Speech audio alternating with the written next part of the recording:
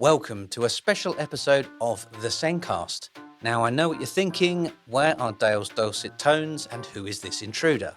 Well, my name is John Twycross, Director at B Squared, star of the Connected Steps Training for Teachers course, and stand-in host of the SENDcast, the podcast for special needs. Each week, Dale will be talking about a different topic within the world of special educational needs to improve our knowledge, to provide support to professionals working in schools, and to empower parents. Now, this series of special episodes is to celebrate the award winners from the 2024 Nasen Awards. In this episode, my guest is our very own Dale Pickles, who won the Resource for Send category with the SENDcast and is the reason I'm the host of this episode. Dale is a managing director, podcast host, voluntary youth worker, Toastmaster, magnificent beard owner, an all-round nice chap, and completely unrelated, also signs the wages each month. Dale has run B Square for over 15 years, helping schools show their SEND children are making progress through connecting steps and evidencing their learning through EverSense. The Nasen Awards, organised by Nasen, celebrate outstanding contributions to the education and support of children and young people with SEND. These annual awards recognise individuals, schools and organisations that demonstrate exceptional commitment to inclusive education and the advancement of SEND practices. Nasen is a charitable organisation that supports children and young people with SEND. Nasen's goals include influencing government policy, providing information, training and resources to support practitioners and contributing to the debate and effecting change to improve outcomes for children and young people. You will find links in the show notes to find out more about the work Nasen does, their CPD and events. Now, let's get on with the podcast.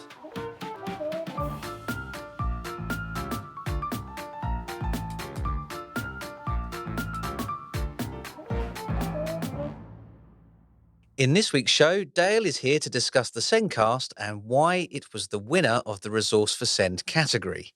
As regular listeners will know, the SENDcast has been running for around 4 years now and has over 200 episodes out in the wild and well over 350,000 listens worldwide.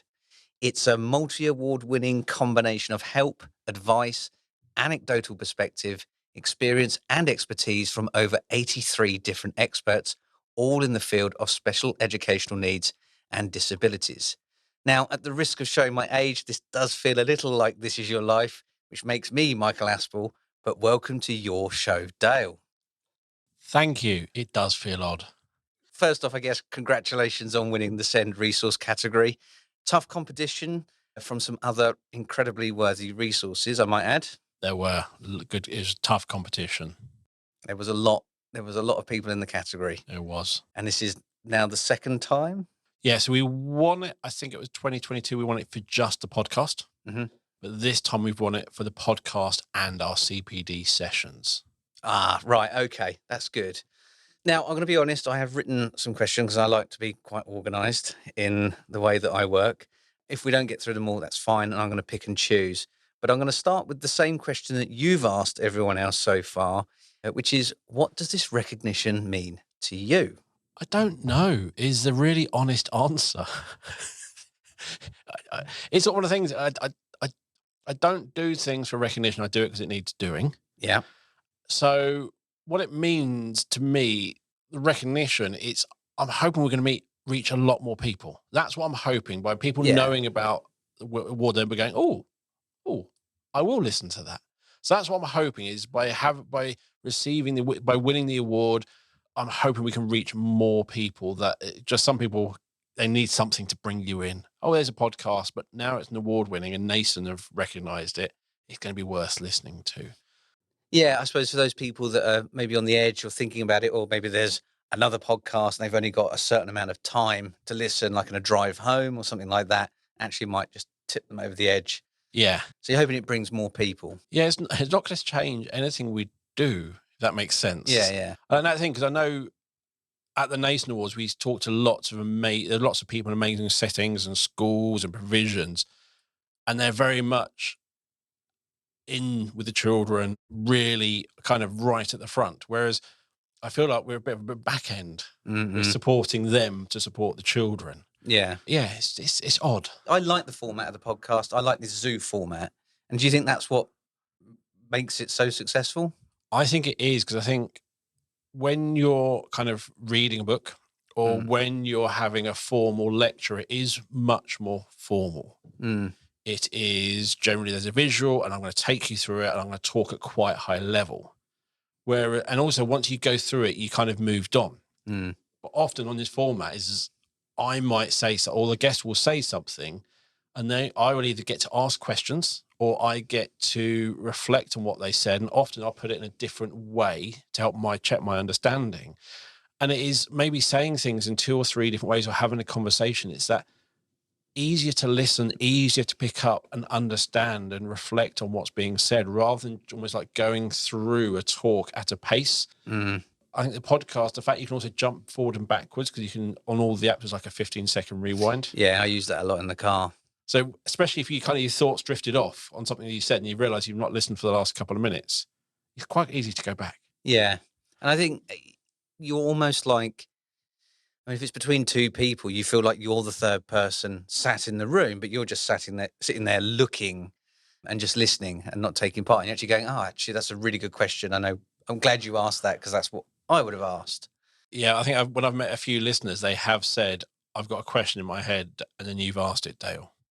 Which is a nice compliment. It is. I think that is a nice compliment. So when you first decided that we're going to do the podcast, that we're going to actually go with this, what did you really hope to set out to achieve? And do you think you've actually achieved that? So you and me, John, wanted to do a podcast much earlier. Yes, but you and me talking perhaps isn't that interesting. Limited range, and I won't mention the name you came up with. No, probably not suitable for airtime. No, and that was based on assessment, and you can let your mind run wild on that, on what it would have been called. Not my greatest suggestion, I might add. No, different audience. But we wanted to do, because we both listen to podcasts and we like that zoo format. We like feeling like we're involved in the conversation, even though it's pre-recorded and everything. It makes you feel, especially when it's something you love, you feel connected. Yeah. So we wanted to do podcasts for a while, but with only us at B Squared, we had limited range. Yeah. But in March 2019, we launched the virtual SEND conference. Yes. So that was before COVID, trying to do a conference online, same sort of format. And I think we ran 2, or we're about to run the second one. And then we sort of talked to Sarah Jane Critchley, who also wanted to do a podcast, and Beverly Walters put us in contact. And it was like, actually, we now have some contacts. This could now work. Because we both know podcasts are a great way to share that information. Yeah. So now we will learn, we will do the tech, because that's what you and me do. We solve technical problems. Yes. And that's why the podcast would have been a bit boring with just you and me, because it would have gone into IT and less education. But now we have these guests, and that's kind of what made it, is having those connections through what we're doing with the virtual SEND conference made it possible. Yeah. And as I said, we just said, let's create a podcast. And that's I think as far as our thoughts went. Yeah, I remember we were driving in the car one day. We were really kind of trying to flesh it out. And it seemed like a lot of work. And it is a tremendous amount of work. I think a lot of people hear it and they go, that was just 2 people sitting in a room. But there's a lot of editing and prep that goes into it. There is. And I think apparently doing a podcast is like a midlife crisis for blokes thing. So there's lots of podcasts around Marvel and motoring and this and that. And I completely get it. But it is something that if you're going to do it, it takes a lot of dedication. It's a lot of work. And I didn't really see it looking ahead. To me, it just needed to be a podcast, a special educational needs, so we could reach, so everyone can learn in a way that works for them. And I find it odd that been here going for 4 years. It doesn't feel like 4 years, but it clearly is. Yes. And do you think it's evolved in that time? It has, partly because I've learned at the beginning, I know assessment, I know data, I know progress. That area I really well in. But there are bits which touch on that I didn't know about. So I knew a lot about neurodiversity, because we do have autism progress. But there are bits that I literally had no idea about. And I remember one of the podcasts, which was with Harrod Welsh on verbal reasoning. At the start of the podcast, I had no idea what verbal reasoning was. And we started recording and I had a light bulb moment. So there are podcasts where I've literally learned. And what I'm finding as we're going further down the road is maybe I'm learning is being filled out more. That I'm learning more, but I've always got that base information which is growing and growing. So I think it's involved because we can do more nuanced stuff, more interesting stuff that maybe at the beginning we could only cover the basics. We can now get into much more interesting topics, more nuances on different aspects, which I think makes it much more interesting. Yeah, I mean, it's a wide scope, isn't it? There is just so much to cover, and even I kind of sit there and go, actually, I think we should probably be covering this. So, I talked about maybe getting somebody to come in and talk about the impact of type 1 diabetes and the effect that that can have in schools. And I kind of thought maybe people wouldn't find that interesting until I went to Alba's, my eldest's secondary school, to have a look round. And I thought I'd ask the question about, mobile phones and what happens about T1D. And actually somebody came up to me afterwards and went, thank you for asking that. I'm really happy you asked that question because I was too scared. And actually maybe that's what this podcast is about, asking those questions for other people that maybe don't have that voice to do that. Asking questions you don't know that need asking, but you've just got an idea. Because if someone finds a podcast and wants to learn about autism, we've got an entire back catalogue they can listen to at any point. So we're not having to recover what is autism or some of the basic areas that if you were going to a conference, you'd kind of trying to hit those new people, but also move them on. So we can get into stuff like type 1 diabetes. There is stuff we haven't covered that I am, again, going, what haven't we covered? And we haven't covered anything on kind of visual impairment, hearing impairment. So the areas we haven't covered, we're now trying to find people to speak on those topics because we can. Yeah, no, and I think it'd be really good to kind of really fill that out and kind of start hitting those bits. So we're kind of 4 years down the line. What's been the biggest challenge? And you can think about initial challenges or the continuing challenge, but what is kind of the biggest challenge? Biggest challenge is as you said, it's a lot of time. So we don't record this every single week. We record in bulk. So the guests come in, we might hit 2 or 3 episodes in a day, but it is a big commitment for the day to find those guests, arrange, and then also there's a team behind the podcast which make it work. And it's not one of those things where you can kind of start it off and leave it going. It does require that constant attention.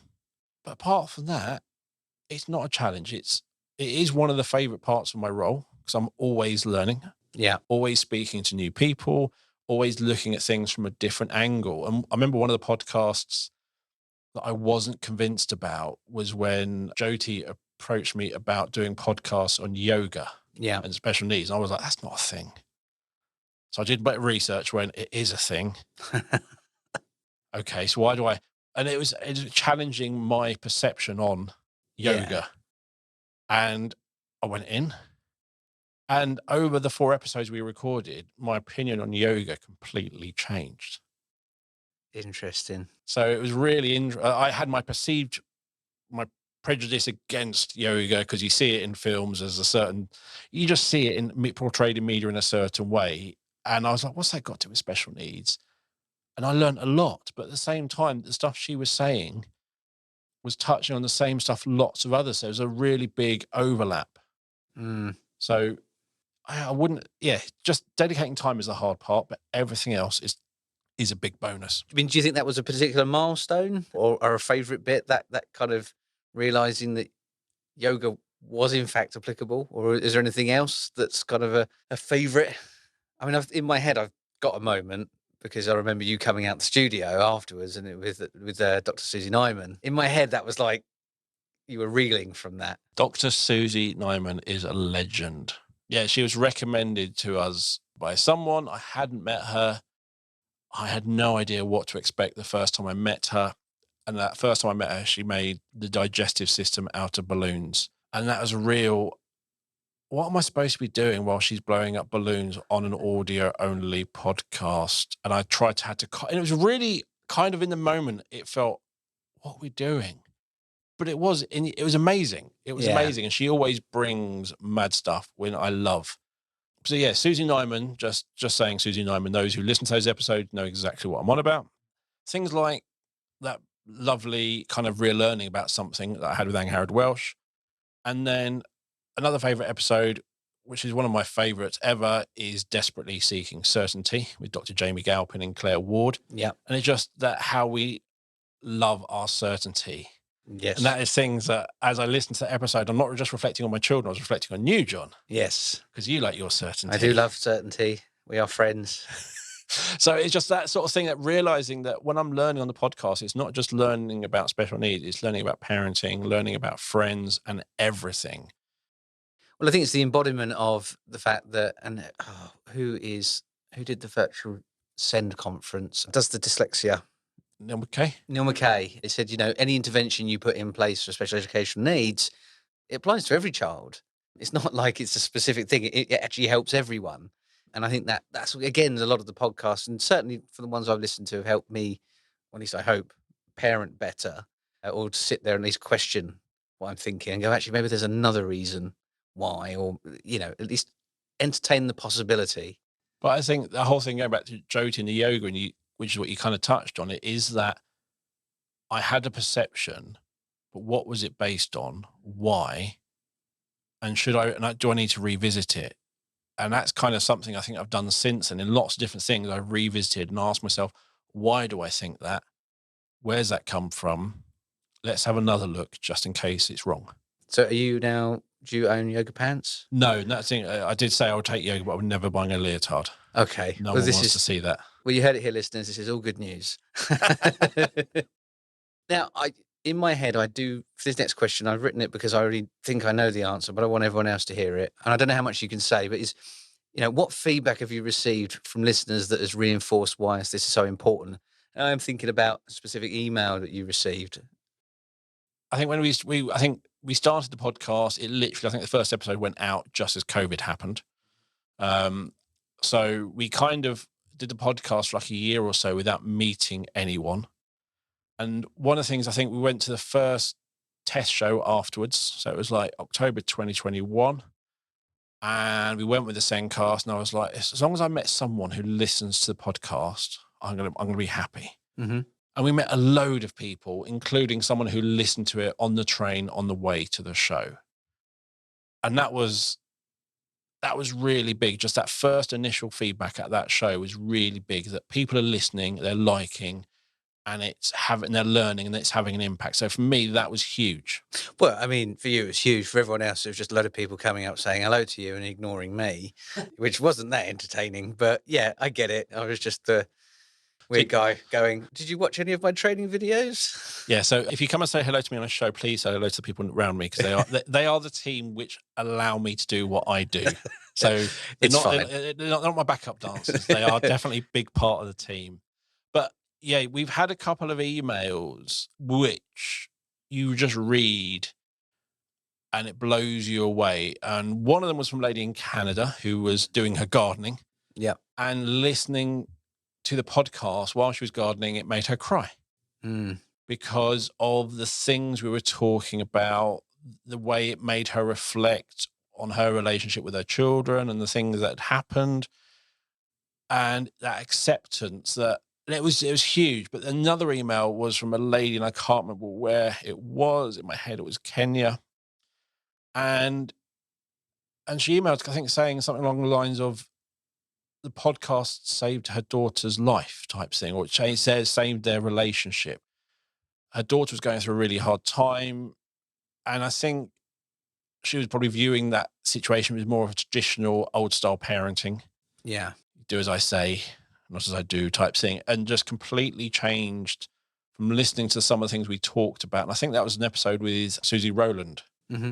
Around emotional-based school avoidance. And it was just hearing what Susie was saying had a real big impact on her. It changed her relationship with her daughter. And I think her daughter, it was a challenging number of years. So the email came obviously years after this episode, but she's asking, she's now doing her GCSE, she's now doing this. That's fantastic.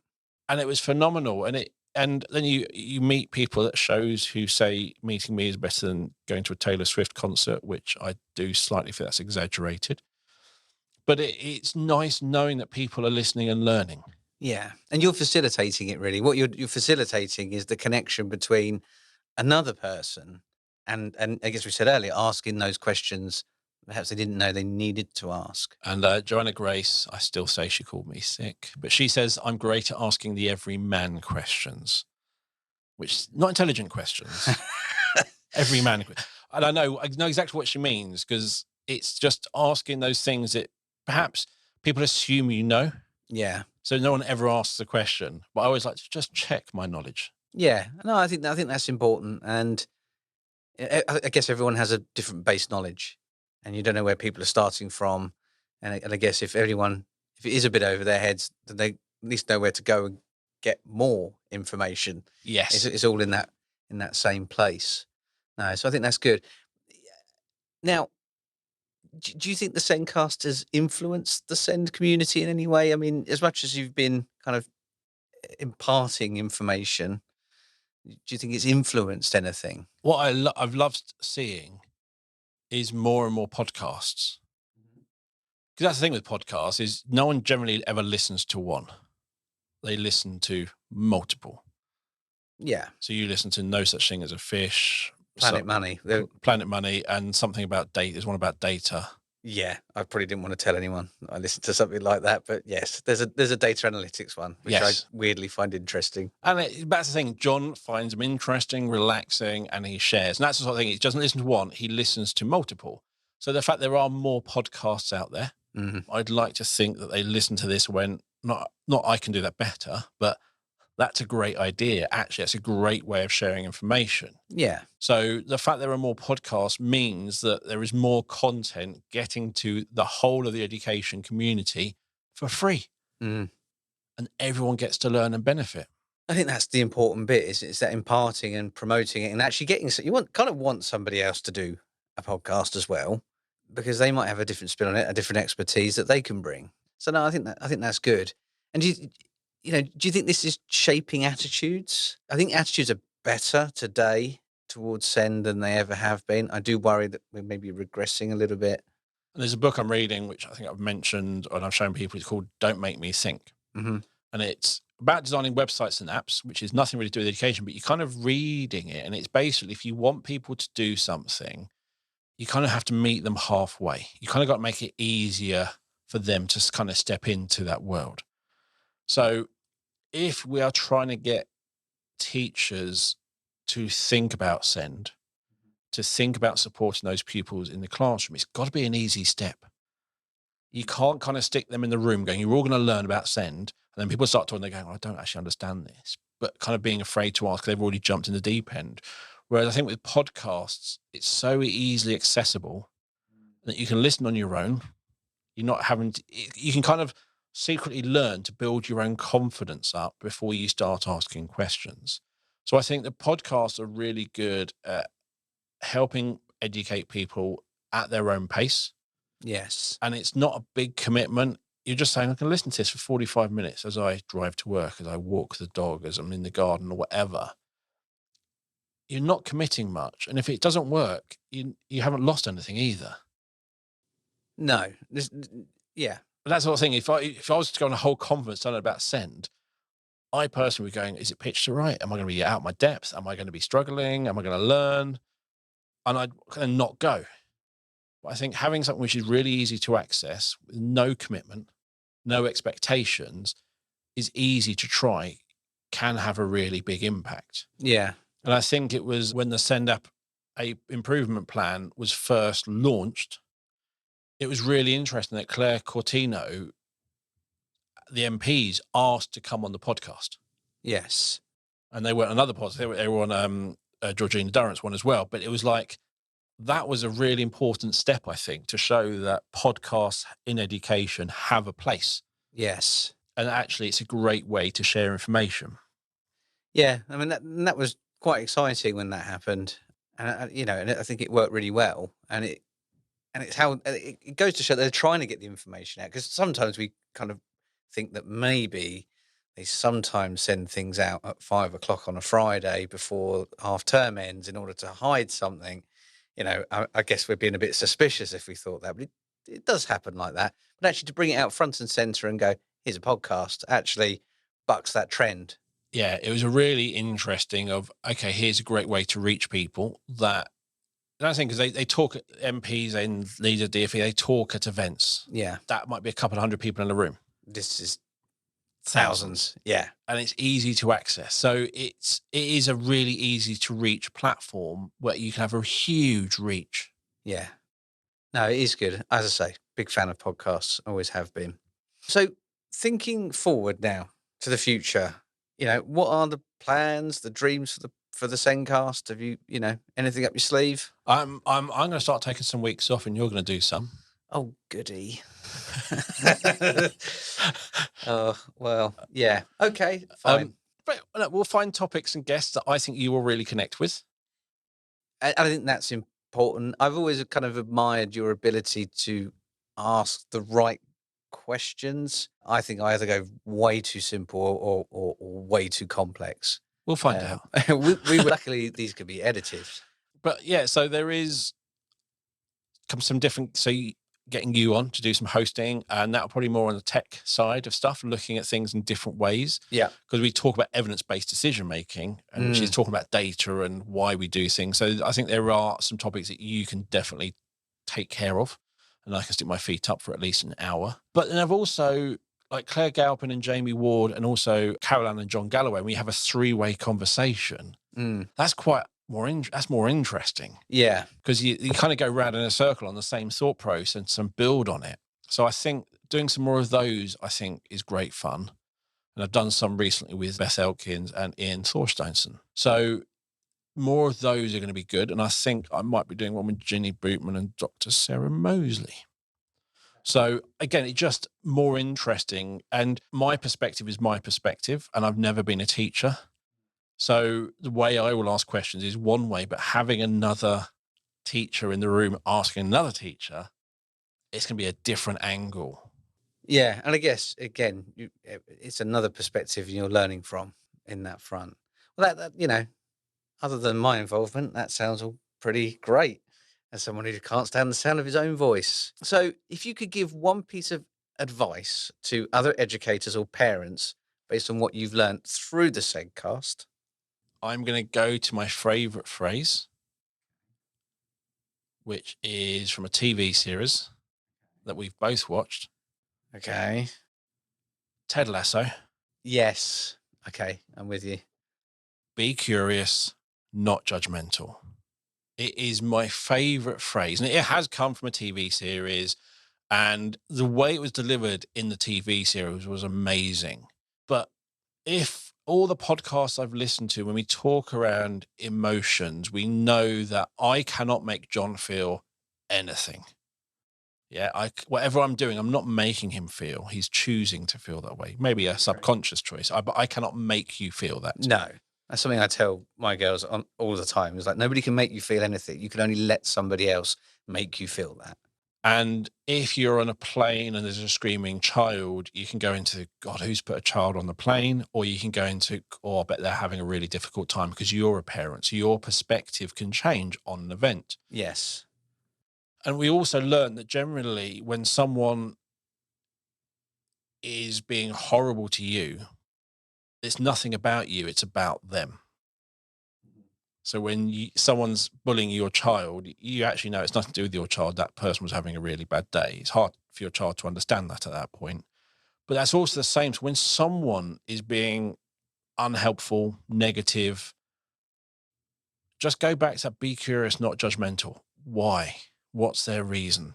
Yeah. And that's the sort of thing. So if you're a teacher and as a parent kind of sending you really bad emails, why are they sending? It's because they care for their child and they can see their child's hurting or is not happy. They want their child to be happy. So don't just judge them as being a horrible, bossy, noisy, bad parent.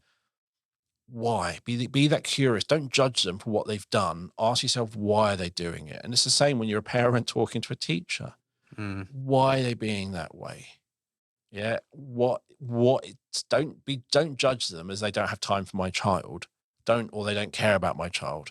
Be curious and just pause and think. And generally, the moment you start doing that, you don't then lash back. You generally have a calmer response. And if we know all about regulation, that if they're at a 3 and really dysregulated, and you don't meet them at their level. No. You have to be down here to help bring them down. So it's that sort of thing about just not judging people by what they're doing, just asking why, gives you time to pause, think about where you are and what would you do in that situation, and you just respond in a better way. I think that's advice for life, really. And that's what I've learned about the SENDcast. It's, although it is a podcast about Send, it covers everything. Yeah. Everything, working with your colleagues, friends, whatever it is, it's impacting every part of my life. Yeah. In a positive way, just be very clear. Yeah. Yeah, no, it is. And I think, just going back to that, it's if you're at road rage or something like that, you're generally on the tail end. You're anyone that's become angry with you, it's the straw that's broke the camel's back. Actually, there's about 1,200 other things that have got them to this point, and the chances of it being the thing that you did is very little, but you're on the receiving end. And I think that's sort of helped me with maybe not taking it so personally. I'm not admitting here to be a terrible driver. This isn't always happening to me, but it's just, I look at my wife. Sometimes she comes home and she's in a bad mood. She's tired. She's a teacher. She has a horrible day. She has definitely not got all her work done, and nor is she proposing to get it all done without spending a few late nights getting there. It's a constant catch up. So when she's snappy at me, which is not very often because I'm pretty decent, obviously, but when she does, it's the day that's got on top of her. Maybe not me that's got at her. Instantly judging. You've just gone, why? Yeah, I know exactly why now. Probably best I put the washing on and do the washing up and cook some dinner rather than standing there criticising her, saying, don't shout at me. Yeah, no, but I think that's just generally good advice. We're running out of time. I'm going to ask probably one last question, and it's one that I know you're not going to like, but do you have a favourite or unexpected moment from recording the podcast? I want to wrap up there. So obviously unexpected would be Susie Nyman. Yes. Just everything about Susie Nyman is unexpected, but a complete and utter joy. If you have never had a chance to watch Susie Nyman in person or listen to one of the episodes, please go and listen. But problem is choosing that is I've worked with so many people, and what I love is a lot of the people who I record with listen, because it's not about I've done it and moved on. They also love the podcast and they listen to each other's episodes, and you see them on social medias commenting on each other's episode, which is so nice. So picking a favorite is like picking a favorite children. Yeah. No matter what you think, you can't say it. And everyone has different bits I enjoy. And I'm not going to go, I almost said that, no, but I know there's so many aspects I like that I just feel really fortunate to host a podcast. I get to just, I literally going to call them all friends because I see them when I went to the TS show in October. They all come and say hi, give me a hug. And it is actually really nice to see them. So I do not have a favourite, and that is the official public statement that will never change. You would accept bribes to kind of arrive at one? As long as there's no recording equipment available. But no, I love every single minute of recording the SENDcast. That's good. At least you enjoy it. Because I think if you didn't, it would be a real chore. Because as you say, there is a lot of work. I know how much work goes into it. If you're offline for an extended period of time, you're doing like 3 episodes back to back. And it's tough. I mean, it doesn't sound like talking's tough, but it is. It's not just talking, it's thinking. And I guess it's quite emotional at sometimes as well. And that can be quite draining. Yeah, some of the topics we talk about are hard.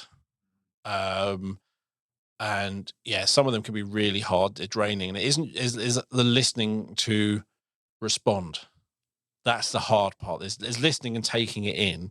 But there's listening and turning it into a conversation is another level. And I remember when Finton sat in your chair, because we have switched chairs. I'm not in the host chair. I'm in the other chair, the guest chair. And Finton said he didn't enjoy hosting because it was more work. Yes.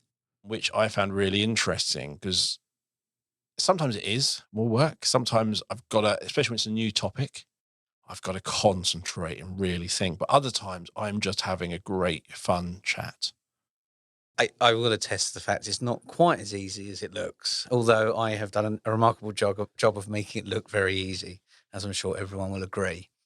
Well, thank you, Dale, for sitting in the passenger seat today. You will find Dale's contact details in our show notes. You can find the show notes on our website, thesencast.com. Thank you for listening to the show. If you're listening through a platform that allows you to review the podcast or give it a rating, please leave a little review or give it a 5-star rating and let others know what you think. If you want to get in touch, let us know your thoughts, suggest topics or anything else, please message us on social media or send an email to hello@thesencast.com. The Nasen Awards, organised by Nasen, celebrate outstanding contributions to the education and support of children and young people with SEND. These annual awards recognise individuals, schools and organisations that demonstrate exceptional commitment to inclusive education and the advancement of SEND practices. Nasen is a charitable organisation that supports children and young people with SEND. Nasen's goals include influencing government policy, providing information, training and resources to support practitioners, and contributing to the debate and effecting change to improve outcomes for children and young people. You will find links in the show notes to find out more about the work Nasen does, their CPD and events. So thank you for listening. Dale will be back next week, thank goodness, in the driving seat for another episode of the SENDcast. So it's goodbye from me. And thank you for hosting, John, and goodbye from me.